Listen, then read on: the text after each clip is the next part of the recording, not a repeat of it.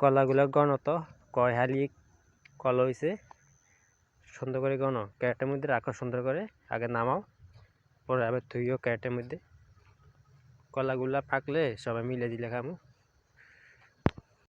বাড়িতে এসে দেখি কলা ফাঁকি গেছে বলে, তো আমাকে বলছে যে কলা ফাঁকি গেছে। তো আমি বলছি কলা ফাঁকা কলারই রাখি দাও, এটি ফুলানি খাইব, আর কাঁচা কলারই কাটি কাটি ক্যারেটের মধ্যে ধুয়ে ধুয়ে দিতে গেছি। তো আমি এখন কলাগুলা সুন্দর করে কাটতেছি, যেহেতু কলাগুলা পাকি গেছে। আমার এখানে অনেক কলা আছে, আমার ছোটো ভাই দেখছেন কী করে সামনে দিই। আমার এখানে অনেক কলা আছে গাছে, তো আজকে অ্যাকচুয়ালি কাটছে। এই ডিগুগুলা অনেক মিষ্টি লাগে, কলাগুলা খাইতে অনেক স্বাদ লাগে। এটা চাম্পা কলা, দোকানে একটা কলা 10 টাকা করে বিক্রি হয়। তো আমি এগুলা বিক্রি করি না, আমি এগুলা খাই, আমার ফ্যামিলি সবাই খাই এগুলা। তো আমার ছেলে সামনে দাঁড়া রয়েছে কলা ধরে, তো আমি কলা কাটতেছি। আমি কইতেছি বাবু সরি যাও, হাতে খুব ভরবে। সামনে দিয়ে আইসে কীভাবে সামনে দিয়ে শপিং করতেছে আমার সামনে দিয়ে।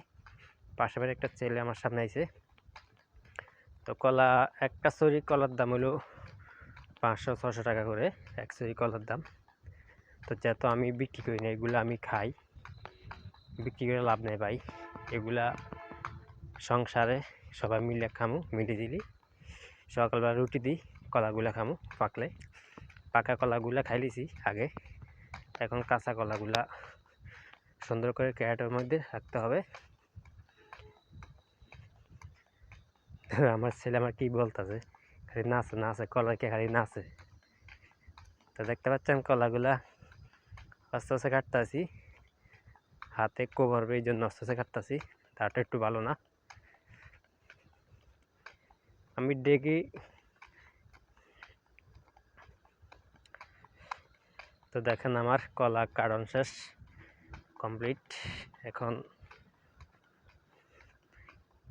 আমি বলতেছি যে কলাগুলা কাটে ফেলাইছি, এখন তুমি এগুলার ক্যারেটে হলো সুন্দর করে রাখি দাও। তো আমার ছেলে আমার কোলের মধ্যে আইছে, একটু কি বলতেছে আমাকে, কইতেছে কলা খাবো কলা খাবো। আমি বলি কলা কাঁচা, এখন কলাগুলো খাওয়া যাবে না। তো এই কথা আমি বলছিলাম।